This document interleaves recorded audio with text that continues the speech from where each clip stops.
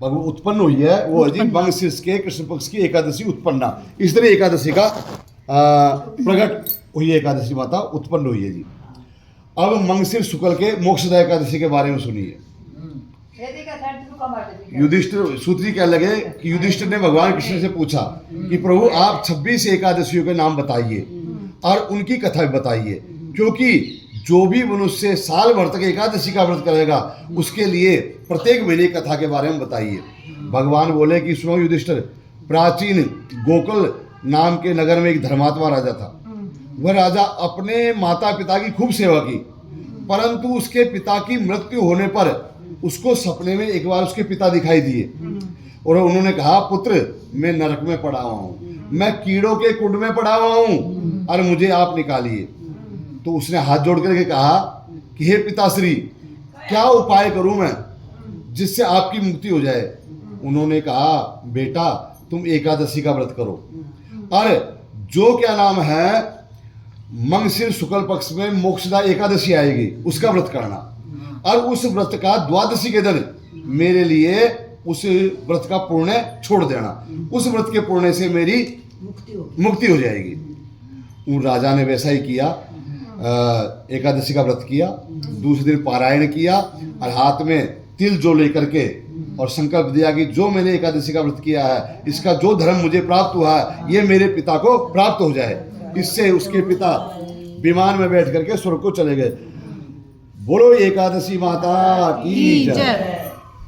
कृष्ण बोले, युधिष्ठिर सुनो, पौष के महीने की एकादशी का नाम सफला एकादशी है। इसको जो भी मनुष्य करता है उसकी सारी क्रियाएं और सारे कार्य सिद्ध हो जाते हैं। एक बार चंपावती नगरी थी, वहां का राजा बड़ा ही बुद्धिमान था, गरीबों को दान देता, मंदिरों में जाता। उसके 4 पुत्र थे, परंतु एक पुत्र था उसका लुम्पक नाम का, वो बड़ा ही दुष्ट था, मांस मदिरा का सेवन करता था, वेश्याओं के साथ रहता था। पिता ने उसको कई बार अपना देश निकाला दे दिया, फिर भी वो आ जाता था। एक दिन क्या हुआ, वो घूमता रहा लुम्पक और कहीं भी उसको कुछ चोरी करने के लिए, जारी करने के लिए, खाने के लिए कुछ नहीं मिला। तो वह दुखी होता हुआ और एक पीपल के पेड़ के नीचे जाकर के बैठ गया। जब उस पीपल के पेड़ के नीचे वो बैठ गया तो भूख लग रही थी उसको और भूख के कारण वो बहुत दुखी था। तो जब भूख लगी और ठंड लगी तो वो क्या करे, तो उसने क्या किया, पीपल के नीचे बैठ करके राम राम राम राम राम, हे भगवान बचाओ, हे भगवान बचाओ, हे भगवान बचाओ, हे भगवान मुझे भोजन दो, हे भगवान मुझे भोजन दो, हे भगवान मुझे सर्दी लग रही है, मुझे ठंड लग रही है, मुझे बचाओ बचाओ। सारी रात वो भगवान का नाम लेता रहा। नाम न खाया क्या? हाँ, भोजन नहीं मिला था उसको कुछ भी। हाँ, और उस दिन एकादशी थी।